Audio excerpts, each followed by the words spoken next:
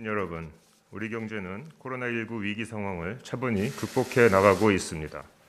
방역 여건 등 불확실성이 남아 있지만 일상 회복이 시작되면서 민생 경제에도 차츰 온기가 돌 것으로 기대합니다. 이러한 회복 과정에서 무엇보다도 유념해야 할 점은 금융 안정을 확고히 유지하는 것입니다. 최근 글로벌 금융 여건의 불확실성이 증가하는 모습입니다. 코로나19 위기 과정에서 전 세계적으로 유동성이 큰 폭으로 늘어났으며 자산 가격 급등 현상이 나타나고 있습니다. 국내 경제 금융 상황 역시 만만치 않습니다. 부동산 시장은 과열 양상을 보이고 있고 부채 증가 속도는 추세치를 크게 넘어섰습니다. 국내외 공통적으로 실물과 금융의 괴리, 즉 금융 불균형이 확대 누적되고 있는 것입니다.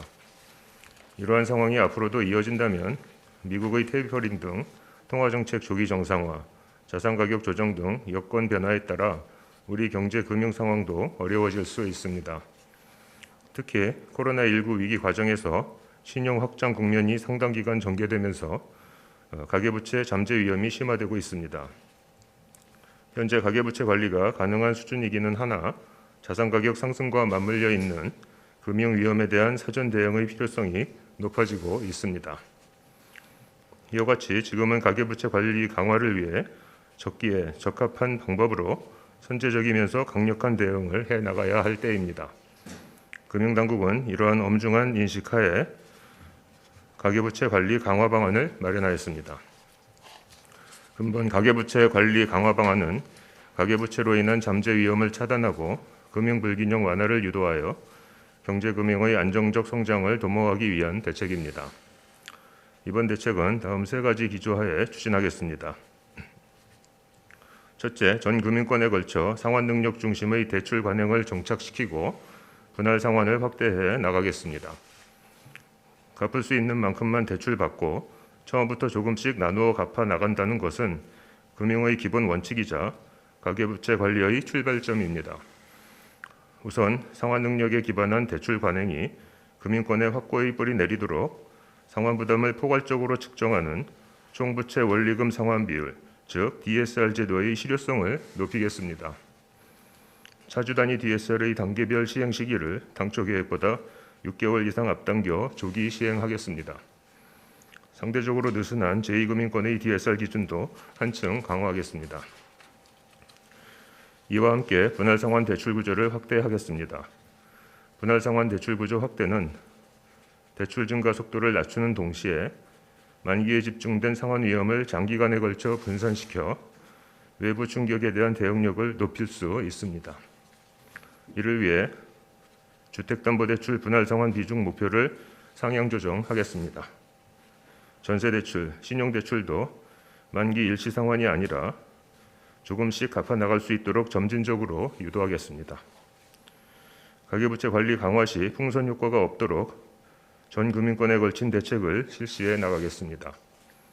최근 들어 빠르게 늘어나고 있는 이금융권의 상호금융 비조합원, 준조합원 대출, 여전사 카드론 등에 대한 관리 감독을 강화하겠습니다.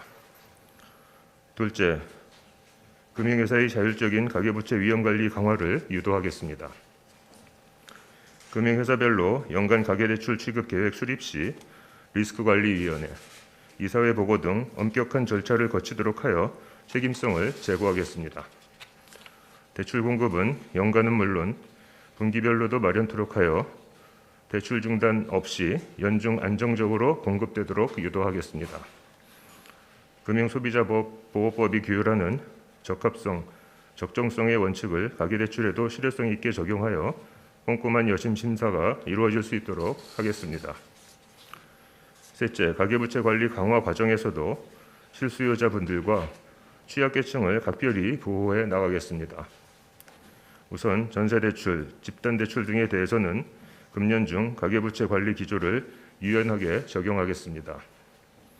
다만 이 과정에서 과도한 대출 취급 등 규제 회피가 발생하지 않도록 유의하겠습니다. 서민 취약계층에 대한 우대 정책도 차질 없이 추진하고 정책 서민금융과 중금리 대출 공급을 확대해 나가겠습니다. 이를 통해 가계부채 관리 강화 기조 하에서도 실수요와 취약계층 보호에 대한 균형감을 유지하겠습니다. 이와 같은 강화된 가계부채 관리를 통해 과도한 가계부채 증가세가 안정화되도록 노력하겠습니다. 지난해 코로나19 전개 과정에서 가계부채 증가율과 경제성장률 간의 격차가 대폭 확대되었습니다.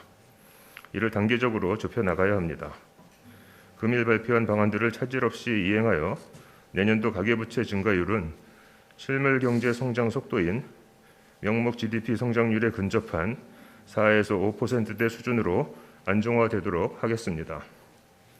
이 과정에서 실물 경제 흐름, 금융 불균형 상황 등을 감안하여 탄력적으로 유연하게 대응하겠습니다.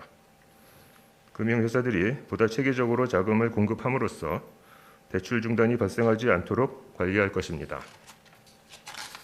국민 여러분, 오늘 발표한 가계부채 관리 강화 방안은 상환능력 중심의 대출이라는 금융의 기본 원칙을 기반으로 가계부채 증가, 금융 불균형 누적을 진정시켜 우리 경제 금융의 안정적 회복과 성장을 유도하기 위한 의지를 담은 대책입니다.